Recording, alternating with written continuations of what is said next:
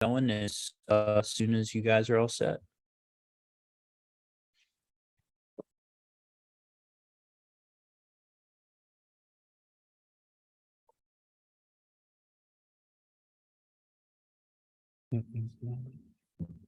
Kobie, how you doing?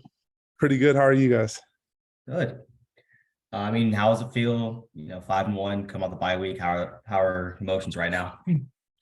We're feeling good. Got some chance to get our bodies back right. It's been a long season so far, but I know the second half with a lot of ACC play is going to be even longer. So it was definitely good to get that bye week, get to, go home, see some family and whatnot. But I'm ready to get back to football. And, the whole team is ready to get back to playing football as well. I guess from a mindset standpoint, how more draining is it, with this step up in competition? Is it like a difference between where it was at Richmond and now at Wake Forest? Yeah, mindset wise, I feel like I've actually had a much better mindset this year. In the past, I was looking forward too much.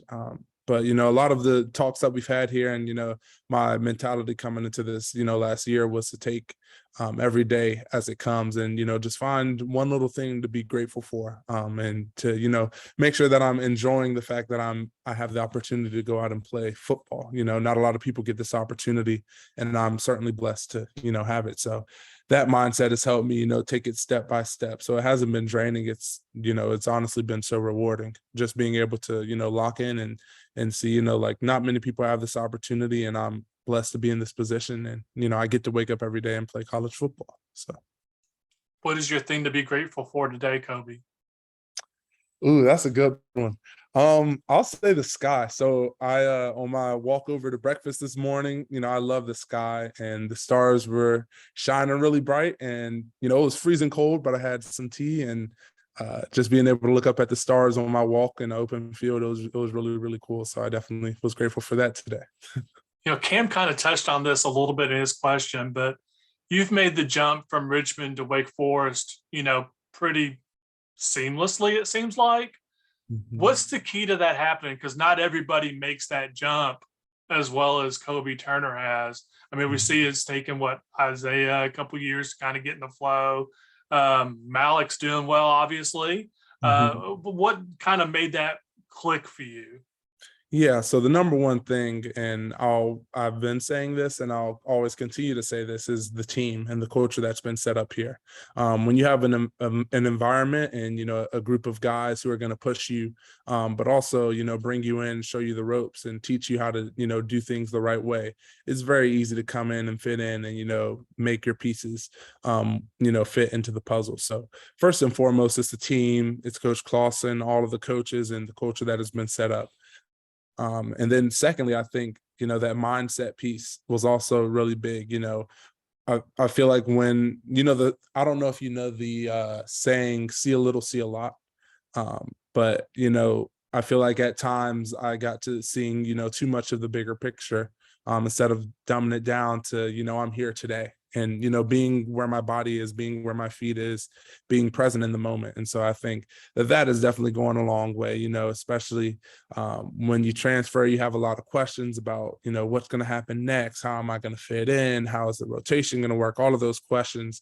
And those are important things, but they'll get worked out in their time as long as you're taking care of the present and you're being where your feet are. So that's definitely helps as well.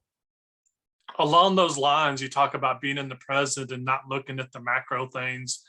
I mean, you guys have had the week off.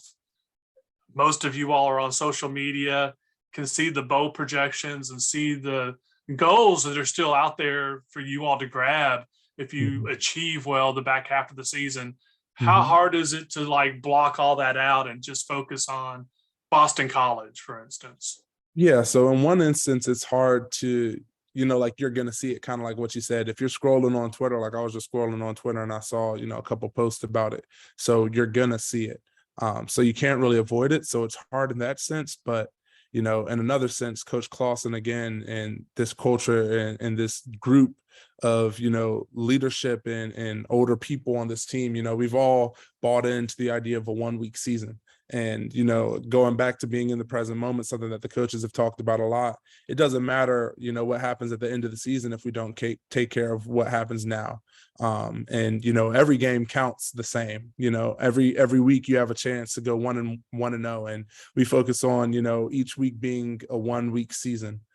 And so when you have that mindset, when you have that mentality, and when you have a leader in Coach Clausen and a leader in the older guys on this team who buy into that, it's very easy to, you know, block out the distractions and just stay focused, because you can't afford to take any game off. You can't afford to, you know, not be focused or not be present in the moment. You have to be present, because this is the ACC.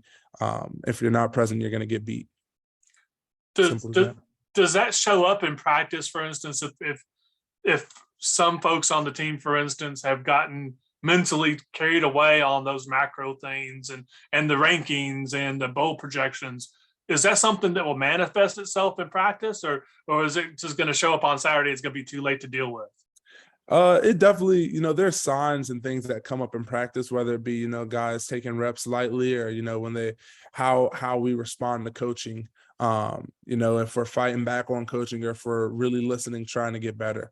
And so there's things like that happen, but, you know, for the most part, the older guys and even the younger guys, everybody on this team, you know, comes out and brings the energy, you know, at every practice, so that, you know, we don't get caught up in that, you know, so that we have no choice but to keep going forward with all of our energy, all of our intention, and all of our attention to detail. So, yeah. I know you probably aren't going to get into a lot of specifics, but I mean, part of the bye week is a lot of self-scouting and, you know, kind of cleaning up things. What are some things that you guys picked up that you think, hey, we need to really start kind of keying in on this in the back half of the season? So we haven't, you know, like as at least as a D line, we haven't talked in particular about, you know, bigger picture things for the rest of the season that we have to work on. But as far as what we got to get done this week, we know that we have to get some good pressure on the quarterback, and, you know, make things difficult for them up front, get them off schedule, and really be disruptive, because they have BC this week has a lot of really good skill players.